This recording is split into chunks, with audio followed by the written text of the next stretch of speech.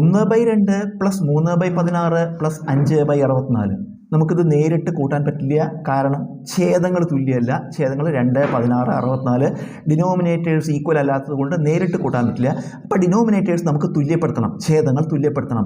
നമുക്ക് 2ൻ്റെ ഗുണിതമാണ് 64, 2നെ 32 കൊണ്ട് ഗുണിച്ച് 64 ആവും. അതുപോലെ 16ൻ്റെ ഗുണിതമാണ് 64, 16നെ 4 കൊണ്ട് ഗുണിച്ച് 64 ആവും. അപ്പോൾ ഇവിടെ നമ്മൾ 32 കൊണ്ട് ഗുണിക്കുക, ഛേദത്തെ മാത്രം ഗുണിക്കരുത്, അംശത്തെയും ഛേദത്തെയും നമ്മൾ 32 കൊണ്ട് ഗുണിക്കുക. അപ്പോൾ 1/2 എന്നിട്ടിട്ട് ഇൻറ്റു 32/32 പ്ലസ് അടുത്തെടുക്കുക എന്താ 3/16.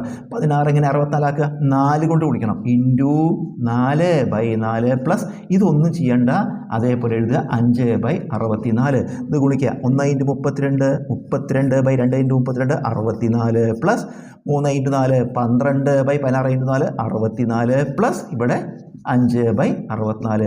ഇപ്പോൾ ഛേദങ്ങൾ തുല്യമായി, ഡിനോമിനേറ്റേഴ്സ് ഈക്വലായി. അപ്പോൾ അംശങ്ങൾ തമ്മിൽ കൂട്ടുക. ഏതൊക്കെയാണ്? 32, 12, 5.